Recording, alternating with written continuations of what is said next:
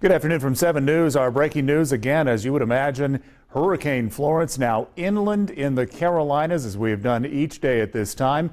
We're going to Columbia, to the Emergency Operations Center, where Governor Henry McMaster and the heads of most state agencies are standing by to update us on the state's response to the storm and the damage done so far. Let's go to Columbia.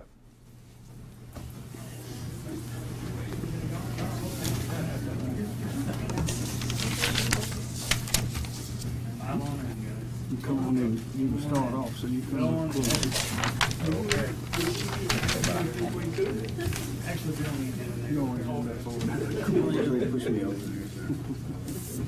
I'm not very photogenic. You see Governor McMaster getting ready to address the media there in Columbia. Secretary Hall from the DOT standing next to him here. Thank you for joining the governor us beginning again. his remarks. We've been here a number of times, and of course the hurricane's been with us for some time now. But we're glad to have you here. We'll keep you up to date completely. I'd like to call on Chaplain John Denny. Captain? Thank you, Governor. I'm Chaplain John Denny, South Carolina National Guard. And in 1 Kings 19, the prophet Elijah is on a mountain, and he's looking for God. And while on top of that mountain, he experiences an earthquake, a mighty wind, and a fire. And as he starts to get discouraged, because God's not in that, God reveals himself in a very small voice. And it's in that time Elijah realizes that God's not always in the big things in life. A lot of times he's in the small things we take for granted. If you would, please pray. Almighty God, we want to pause and give you thanks as we're able to see you and experience you in the little things in life. While we may not be able to see you in the wind and the rain of this storm, your presence will be made clear in the small whispers. Whispers like people helping people, friends and strangers alike, Clemson and Carolina fans banding together, other states giving of resources, all out of love for each other. In the worst of situations, you show us your best, and for that, we give you thanks. Continue to watch over and protect us, and we'll be sure to give you all the honor, praise, and glory. Amen. Amen. Thanks, Chaplain Denny. Excuse me, John Quairillo, National Weather Service. Thank you, Governor. Good afternoon. So as you know, Hurricane Florence made landfall this morning around 7:15 a.m. near Wrightsville Beach, North Carolina. The Wilmington Airport measured a gust to 105 miles an hour, which is the second highest ever recorded there. So far, looking around South Carolina, the highest winds that we've observed here, wind gusts that we've observed here, is 63 miles an hour just north of Conway, 61 miles an hour at Myrtle Beach International Airport, and 60 miles an hour at Grand Strand Airport. Florence is still a Category 1 hurricane with maximum sustained winds of 75 miles an hour and located 35 miles east-northeast of Myrtle Beach. Florence is a very large storm, and if you were to look on radar at the rain shield, you will see that it's approximately the size of the state of South Carolina. One big problem is that Florence is only moving at 5 miles an hour, which is only a little faster than the average walking speed of a person. This means we're in for long duration impacts, especially across the northeast part of the state. There are many hazards associated with Florence, so I'll break down some of the biggest impacts we're concerned with. One is the wind.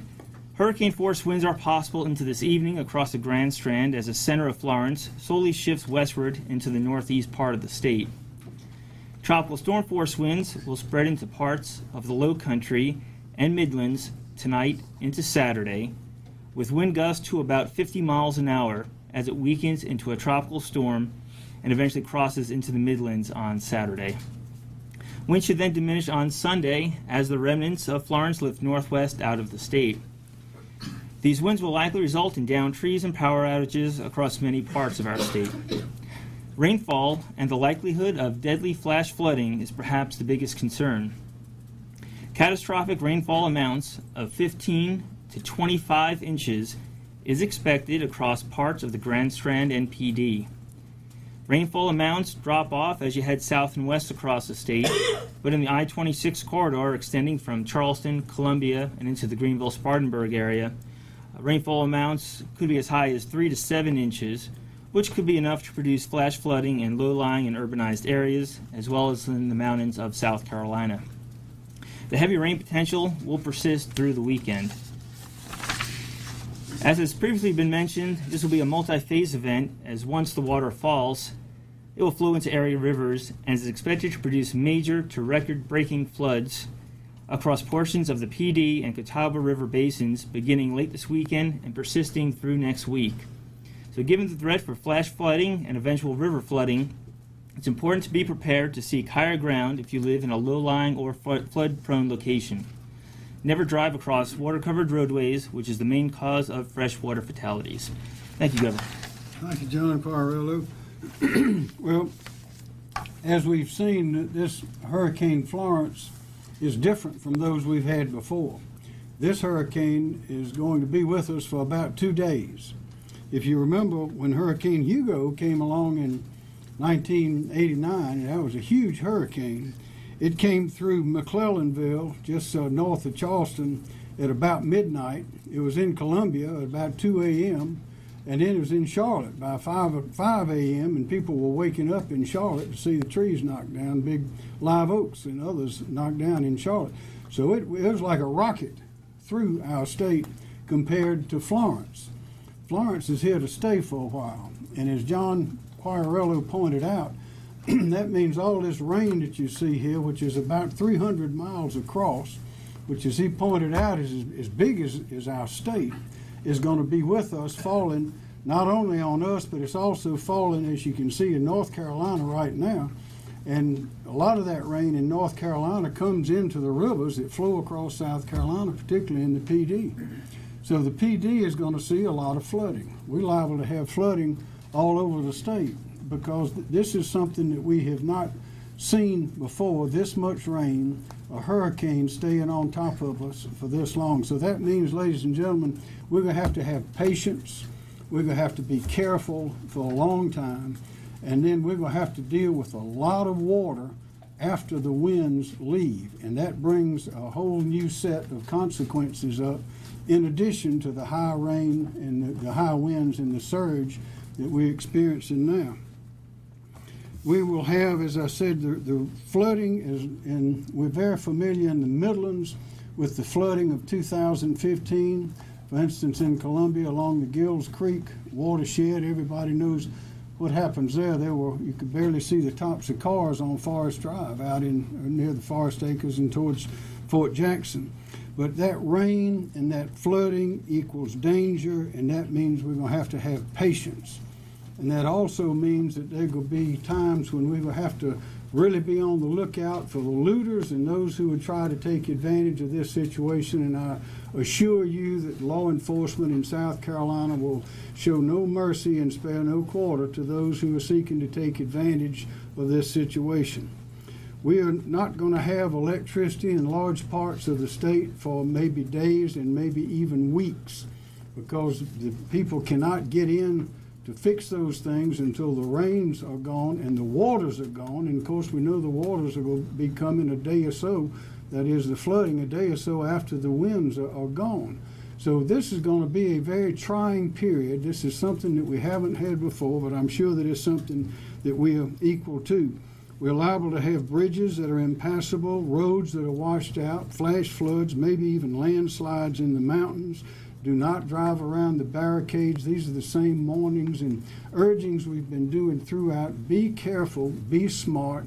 If you have any questions, call the authorities.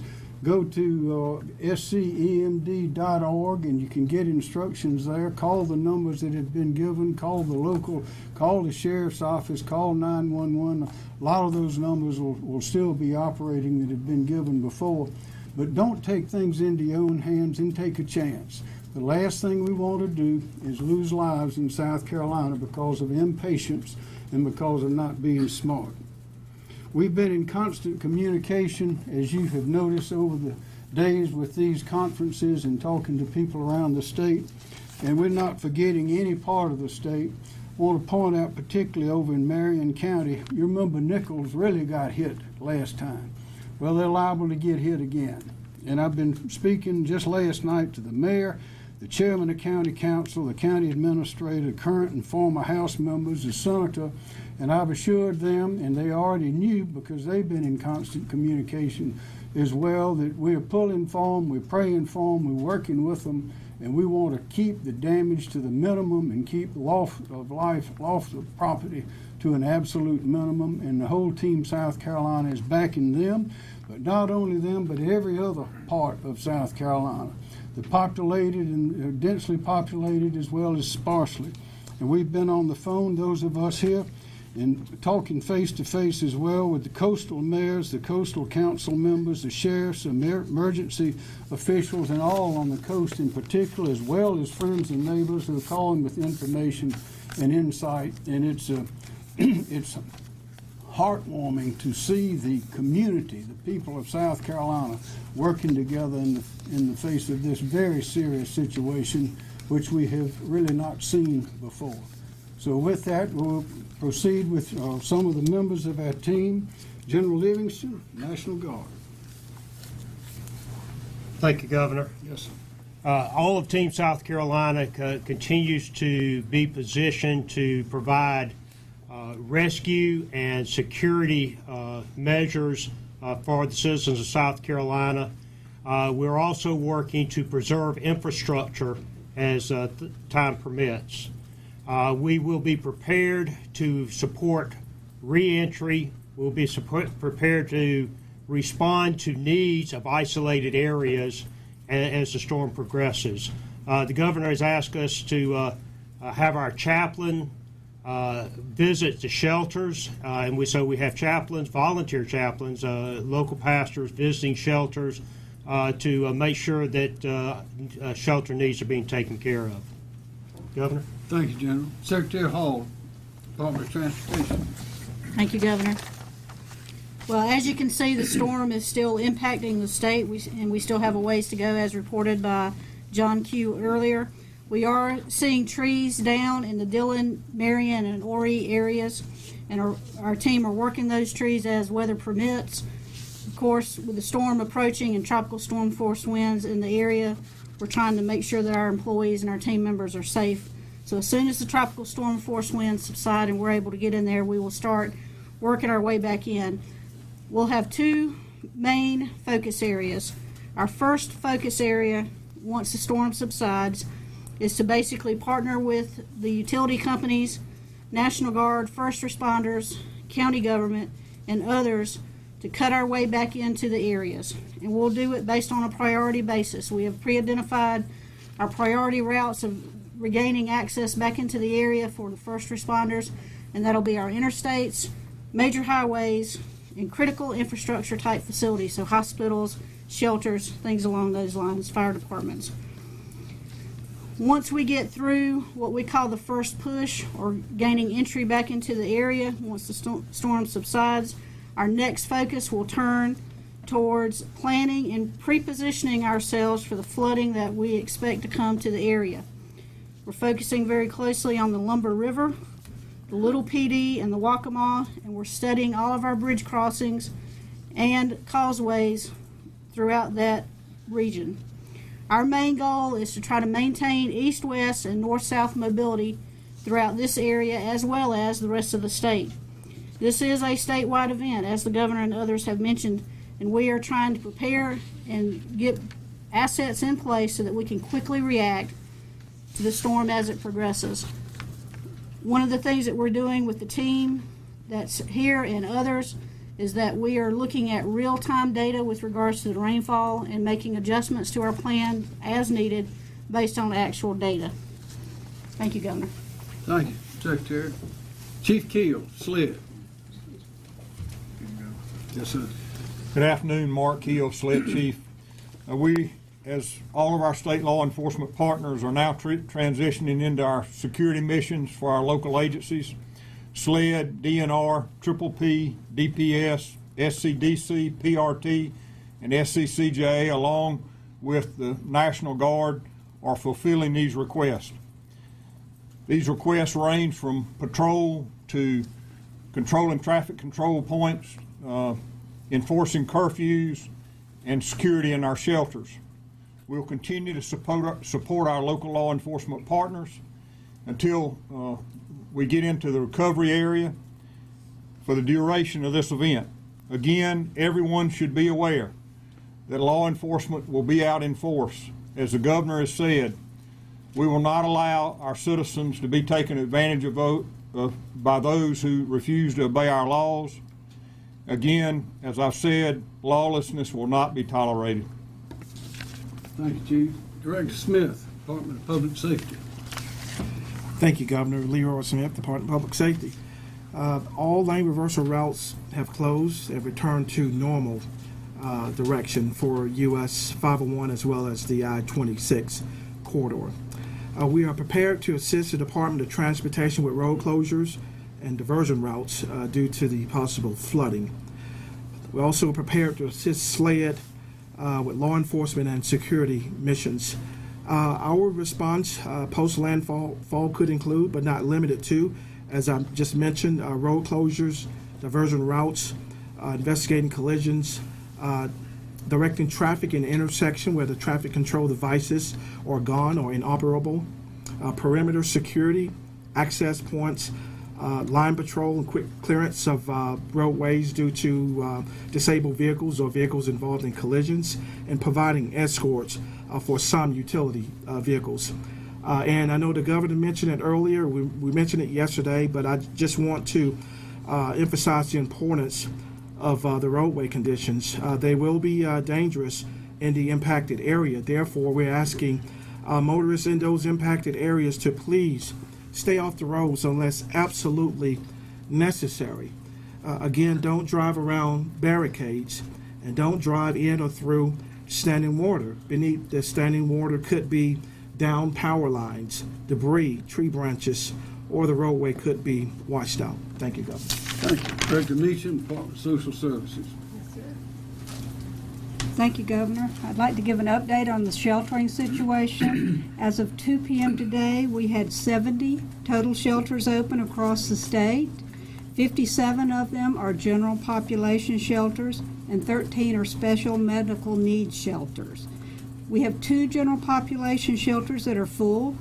These are Flowertown Elementary in Dorchester, Goose Creek High School in Berkeley. We have 4 special medical needs shelters that are full. Currently, there are 152 clients in the special medical needs shelters. In our general population shelters, we have a total of 6,433 individuals in the shelters. We have a capacity for 44,648. We are at 14% of that capacity. So that leaves us with 38,224 spaces in our shelter available at this time. I'd like to just make a few comments about food in the shelters. Each county has an established feeding plan that is individual to their county that they have to sustain their operation for 72 hours at any given time. It has been verified that Horry County has a 5-day feeding supply in their shelters at this time. Again, the sources of that food vary from county to county. It could be food bank, school cafeterias, Salvation Army kitchens, or food banks. Currently, we are receiving no issues with food in shelters, but if we receive them, we will address them as they come in. And I'd like to make a comment about cots in shelters. Currently, the National Guard is distributing 5,000 cots into shelters across the state, starting at the coast and moving inland. Additional cots have been identified and a distribution plan is being worked on at this time. And as a result of these facts, you see we have over 6,000 people in shelters. Right now, we don't have a 1-to-1 ratio for individuals to cots. So as I go back over what to bring with you to the shelters, please be reminded to bring bedding materials, as when you arrive, you may not have your individual cot upon your arrival. Please remember to bring your blankets, pillows, and comfort items, to include bedding. Medicines if you have chronic conditions such as high blood pressure and diabetes, important identification documents, special food items if you have small children or if you are on a restricted diet. And once again, go to your scemd.org for a live list of the shelters. Look at the ones with the green paws for pet-friendly shelters. We still have Blenheim Elementary and Middle School in Marlboro, Cane Bay High School in Berkeley, DeVos Middle in Dorchester, and Lake Marion High School in Orangeburg that are pet-friendly. Thank you, Governor. Thank you very much. Director Wilson, Department of Health and Environmental Control. Thank you, Governor. First, I'd like to note that as part of Team South Carolina, DHEC has deployed over 700 of our employees across the state in preparation for this storm. We've conducted 262 pre-storm assessments of dams across the state. In addition to that, as the storm continues, we have 27 of those dams that, with the help of the Guard, will continue to provide surveillance on those dams. 114 healthcare facilities in the evacuation zones were evacuated. This includes nursing homes and assisted living facilities. 7 hospitals were evacuated and closed in preparation of the storm. We are already working with those hospitals as the storm passes, as weather conditions permit, as road conditions permit, and as the condition of the hospitals permit, to try to get emergency services back in place as soon as possible. Thank you. Thank you very much. Director Taylor, Colonel, Department of Natural Resources. So thank you, Governor. Once again today, we know this is going to be a large rain event, and we're watching this rain and doing models almost hourly so we can predict where the greatest needs may be. We have some real-time information now from North Carolina because we've seen that rain, and our hydrologists are working with hydrologists from DOT to look at that, to map it, to look at roadways and bridges to see what areas should be on top of those priority lists. Still, the PD Basin is our area of greatest concern because the large amount of rainfall that's fallen in North Carolina, which also flows into South Carolina on top of the rainfall here in South Carolina. So it is our greatest concern. We are looking at the Santee River Basin now as well, especially that lower part of the Santee River Basin. Fortunately, that area is the least populated of our river basins, but still it looks as if we may have some flood conditions there. We'll continue to walk our way across the state as rain falls and look at all of these river basins to attempt to be ahead of the flood conditions as much as possible. I would also remind you again today that you voters remember that voting conditions, just like highway conditions, can be very hazardous. So please stay off the water unless you absolutely have to. And some of these flooded areas where we have subdivisions or hazardous conditions, our officers on the water may restrict you from going in because of the hazardous conditions. So know that ahead of time. We also will be on the water in some vulnerable areas where we have homes that may be vacated, and as Chief Keel said, we take looting very seriously. And if we find you there and you're trying to take advantage of someone that has vacated their home, then we will take the appropriate action.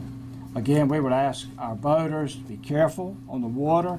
Once again, please don't sightsee. Please don't go out just to look at the flood because your boating activity could cause a lot of damage to someone's home. We stand ready to respond as soon as the rain stops, and we'll be doing search and rescue missions and security on folks' homes in these flooded areas. Thank you, Governor. Thank you, Colonel. Director Edwards, Nanette Edwards, Office of Regulatory Staff. Thank you, Governor. First, I'd like to provide an update on the outages. These are customers without electric service. For Horry County, it's 48,632. Dillon, 4,464. Marion, 4,408. Florence, 3,946. Total statewide electric outages at this time is 66,924, and this data was pulled at 2 o'clock today. I wanted to follow up on comments by Secretary Hall. ORS has been working with DOT and with their support, coordinating with the electric cooperatives and other utilities so that as Secretary Hall explained, as they cut in, that the utilities can go in with them and come in as quickly as they can to work towards restoration of service. But again, it can't be said often enough. Please be patient. This storm is slow moving, and that will hamper or delay restoration efforts. And they can't send the crews out until it's safe to do so. Thank you.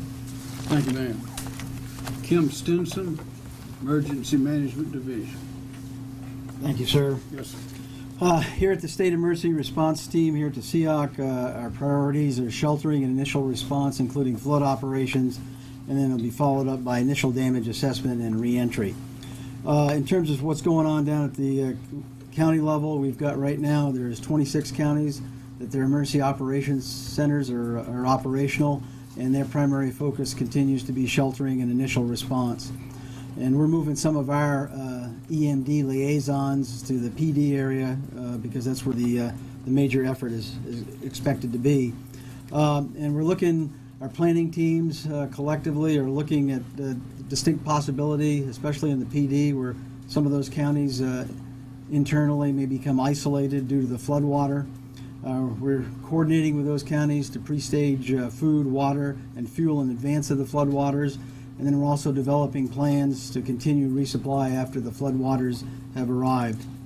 In world of logistics, we've got 687 requests that have come in here. 555 are complete or in progress. We've got 13 out-of-state teams on site here in South Carolina from 5 different states and about 300 personnel. We've delivered 43 generators to date in various locations, but primarily along the coast and the PD area.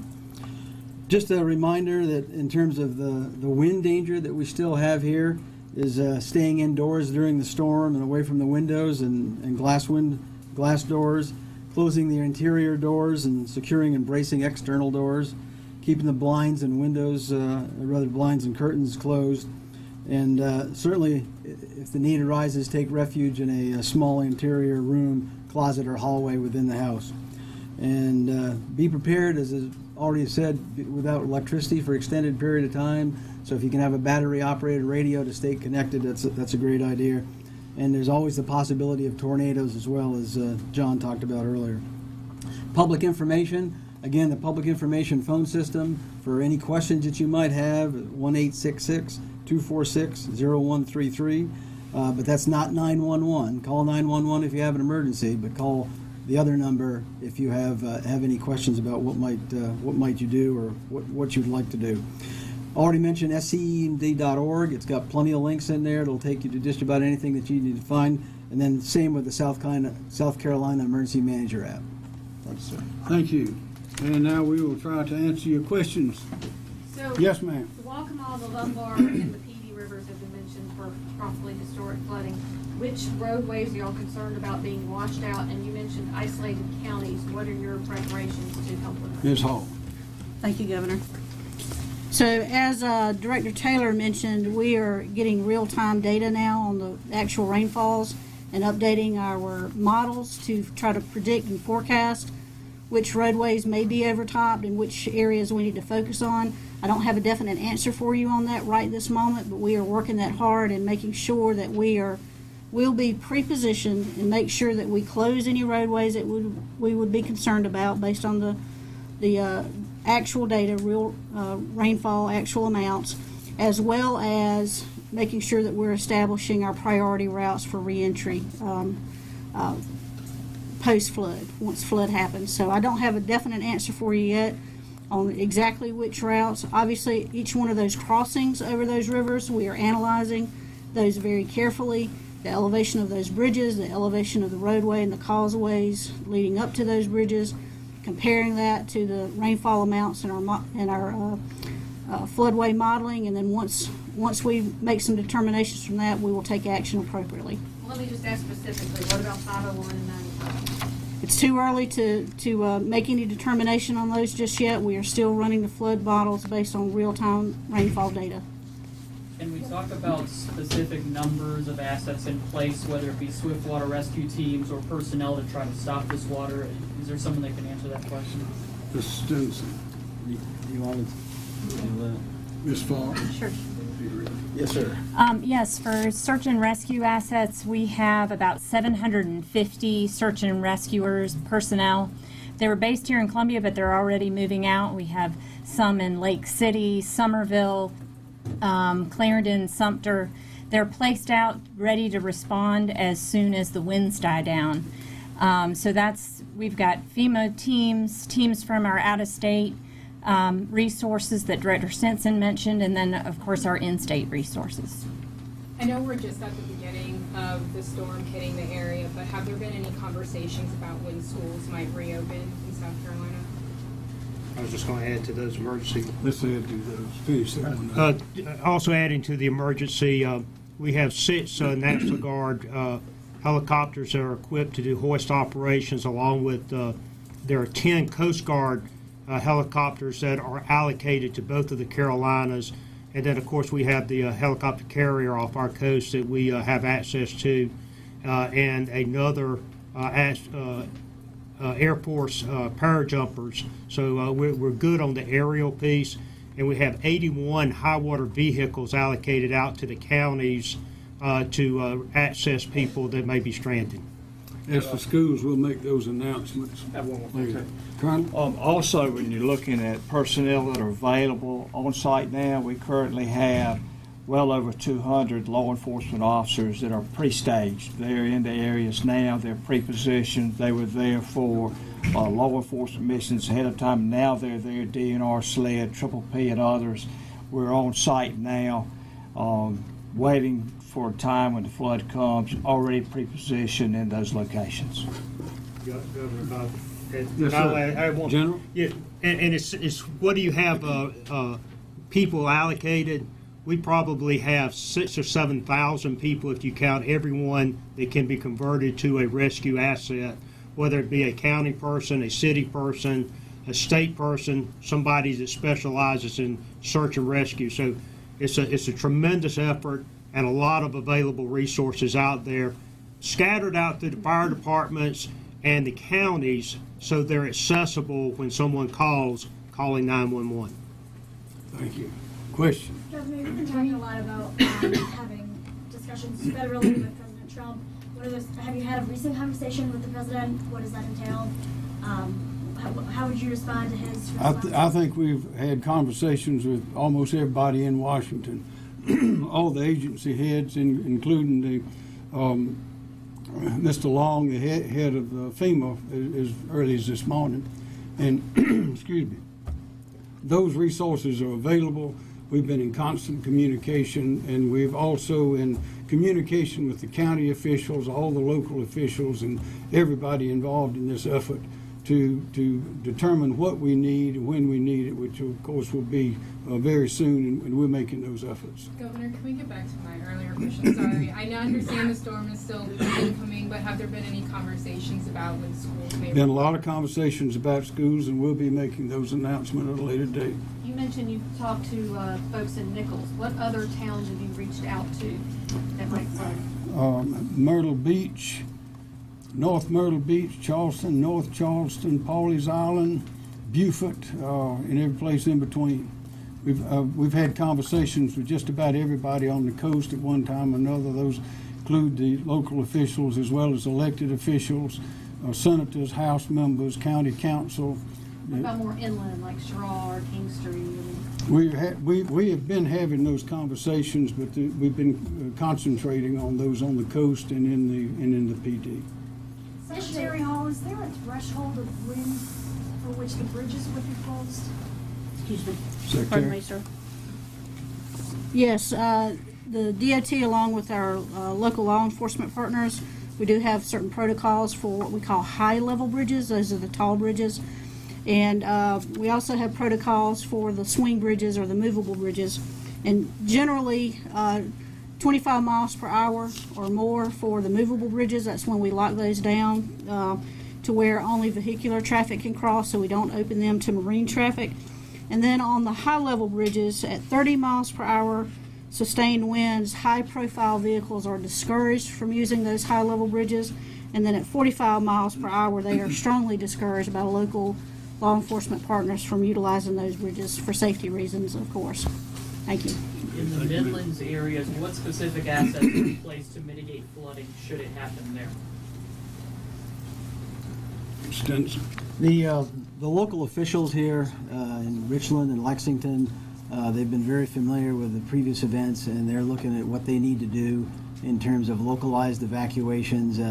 They've got access to their own assets that they have, which are considerable in the Midlands area. And if they need assistance, then they'll ask us for it, and we can provide assistance from other areas as well. Jim?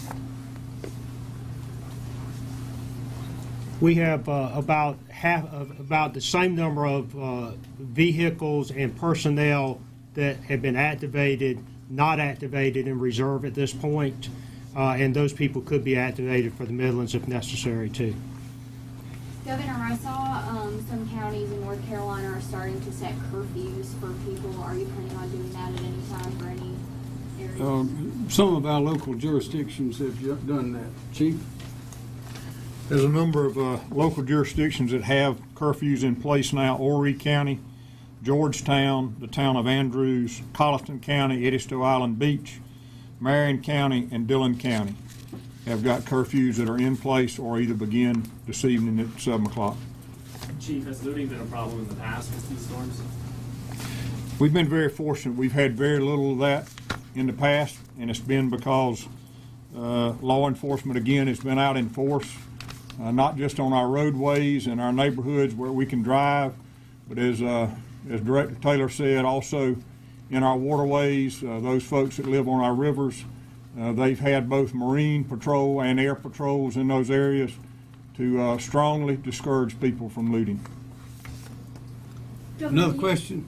Governor, you talked about drones yesterday. Now that Florence has made landfall, you guys still use that technology, and what information does that use? provide? What technology? The drones and technology you talked about yesterday. Oh, there's a lot of modern technology, particularly in communication, that we did not have years before. And as you can see from everyone here and the communication network that we have across the state as well as with other states, it's all in full use. Governor, yes, do we have any updated numbers as to how many people in the coast have evacuated? Yes. Thank you, Governor. So we've estimated once the reversal was taken off of I-26, looking at full all the reversals and all the other evacuation routes, we've estimated that 441,000 people evacuated. Mr. Stinson, you said you're pre-staging in case of these isolated counties. So where exactly are you? That's it. Yeah, that's in progress right now. They're working particularly 3 counties, Horry, Marion, and Georgetown, and taking a look at pre-staging fuel, food, and water, and in advance of the actual floodwaters. So where exactly y'all are still? Yeah, I can't tell you that right now. When I left to come in here, they were working with the counties, and then we're also going to have another meeting here shortly to finalize that. And Governor Clemson, do you think that the game should go ahead? That's up to them. Have you talked to Clemson folks about it? Not about that. Any more questions? There's notice from the Florence County EM Emergency Management Division that says that they are actually asking for an evacuation along Black Creek in that county. Do you expect there to be more evacuations of small little streams and rivers in South Carolina, and how do people find out about that? Colonel? Yes, Black Creek is in Florence County. It's a smaller creek that floods often.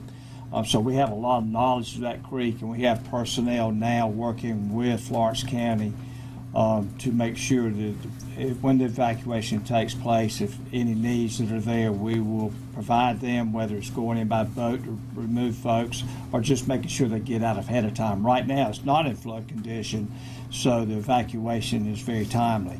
Again, we have a history across the state, especially these small rivers that can flood or flash flood. So our officers and our local law enforcement officers in the areas are monitoring those, and we're in the process now of some of those where we realize we have these potential problems. We're starting to model them. We just modeled what we knew was the first priority first, and now we're starting to backfill and look at some of the smaller rivers and creeks. Governor, yesterday, Mayor Benjamin said that this won't be a repeat of the 2015 floods. Would you agree with that, or do you think that this is going to be as... Well, I think we're much, as he has mentioned, we're much more prepared this time because we've been through it one time before, and certainly it won't be a repeat in that regard. But as far as the volume of water, we don't know. We know there's going to be a lot of rain. As we know that the hurricane has already been mentioned, is moving slowly, just crawling across the state, be dropping rain the whole time, and is doing the same thing in North Carolina. It's about 300 miles wide.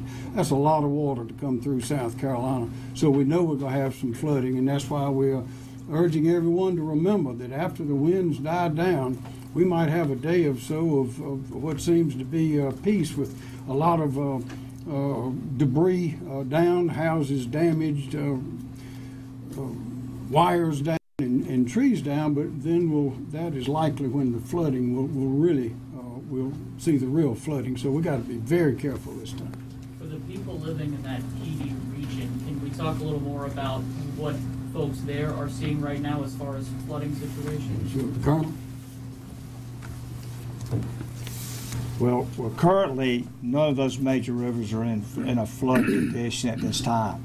We're expecting that to happen, but it will probably be days before that happens, maybe as early as Monday, as those waters out of North Carolina and our local rainfall causes those rivers to move into a flood condition. So currently, we have, other than some small areas with some flash flooding possibly, any large-scale flooding has not started. We're still in the almost in the pre-storm or storm situation now, with the wind field going through, and we will continue to have heavy rains, and we will have flooding conditions in 2 to 3 days. Outside of the river system, any flooding reports or anything like that? We haven't received any through us. More questions? Our focus is obviously on Florence, but there's a few storm systems right behind it. Are you That's guys right. paying attention to those? Yes, ma'am. How much are you guys, how far out in advance are you guys planning those? We plan that as far as we can, but right now we're focusing on this one, because it's the winds and the rain are here, but after that comes the flooding. So we've got plenty to concentrate on. Last question. Are there any injuries reported or people who've been stranded and need to be rescued so far? Anything? The answer is no. Can I ask one more question? There obviously are thousands of people on the coast who have not evacuated. Are we past the point of evacuation? I mean, should those people now just hunker down and make sure that they have Well, it is dangerous to drive. If there's water in the streets, it's dangerous. If the wind is blowing, it's dangerous. So the evacuation order stands. All other precautions stand. We're urging everybody to be patient, to be cautious, and don't gamble. We do not want to lose a single life in South Carolina this storm. We're working hard. Thank you very much.